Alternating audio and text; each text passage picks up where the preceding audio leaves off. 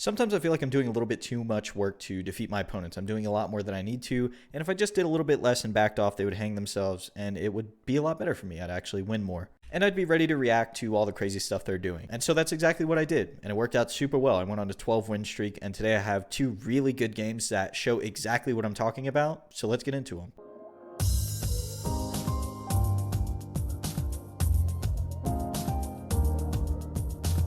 But before we do, if you enjoyed this video, I hope you'll consider subscribing. We're close to 3,000, and I'd really appreciate it. Okay, so here is the first example. It's against a Zeku player.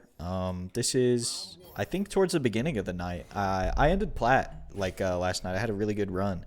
But you'll see here, I start to realize when I'm playing against like this level of player, not him specifically, but like in this rank zone, you don't have to do much, right? It doesn't take much to win. You can kind of just sit there and block, and they'll start doing a lot of crazy stuff. Anti-airs are important. You'll see me missing a lot of them. I probably could have won faster if I anti-aired. But you'll see he starts doing a lot of like really unsafe stuff like that. I don't even know what that is on block, but I know it's unsafe. He tries to do like meaty slide, but I'm not really playing his game. I'm not letting him dictate the pace of the neutral. I'm just letting things happen and punishing them. See, I'm playing pretty far away because I know he's not going to walk and block. He's not interested in walking. He's only interested in dashing, command dashing, or like throwing himself at me. So that's what I'm trying to stop, and it's working out pretty well. It's very important that you don't let them dictate the pace of neutral, and that's something that I kind of forgot about. Because it's very easy to fall into that trap. It's very easy to have like the Ken or whatever players like just run at you, and you feel like you need to defend yourself, but you don't always need to. See there, I knew he was just going to change forms and then try and run at me somehow.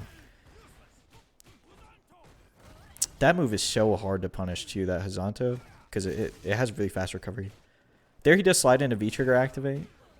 I'm doing a lot of walk under. I'm not really anti-airing when I should be, but it's just something else to work on again. I jab him out of the overhead. You notice that the thing is a lot of the craziness comes from the way that they approach you. It's not so much their playstyle, it's just how they try to get in that always kills them. All right, here's the second game versus a Ken player. You'll probably be able to see very quickly why I picked this match to take a look at. I'm not attacking any of these players or how they like to play the game. They just like to play the game this way, and I like to play the game a different way. But I think it's like a good thing to learn from. So you'll see round start. He'll walk back a little bit, throw a fireball, and then heavy tatsu. And I punished the heavy tatsu. This is something that a lot of low-level Kens like to do. He does it again right there. They like to approach with heavy tatsu because it takes up a lot of space, and then they'll either throw or DP afterwards because a lot of people don't punish the actual like tatsu part of it. They'll let them do the fake mix-up. But you'll see there I interrupted it and did light DP. And he'll do it a few more times in this game because that's kind of his flow chart, right? That's how he knows how to approach, is these like various special moves, but he doesn't know what to do when I punish it. Like I know how to beat it. See, he's jumping back a lot, and he's trying to set himself up to approach me, but he won't walk. He won't walk and block to approach. He will only approach using, some sort of special move or his run cancel. And there he sort of banks on this V-trigger. It almost works. You'll see I take a ton of damage. I get really scared in the corner against Ken's V-trigger for, no reason. There he pressed a button after my activation, but I'm plus. And there it is, right?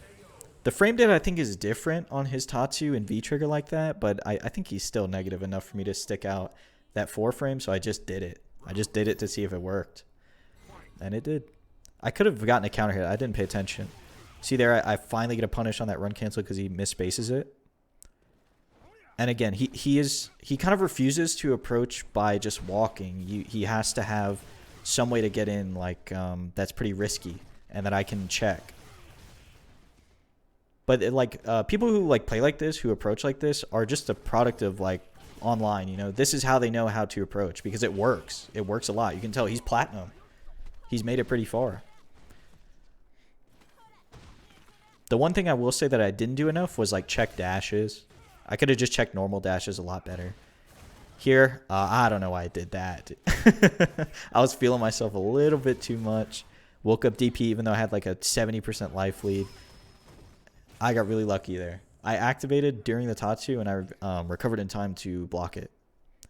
So yeah, not attacking any of these players, just saying that playing like this isn't always the best. That's how you can kind of shut down some of the randomness that you'll run into online. A lot of it stems from the way that they will approach you rather than the way that they kind of pressure you. Because a lot of the time, if you start blocking things out, like blocking out their pressure, they'll do something that's either fake that you can interrupt, or they'll just do something unsafe. And then you can take your turn back, take your punish, whatever it may be. If you enjoyed this video or it helped you at all, I hope you'll consider subscribing, and I'll talk to you again soon.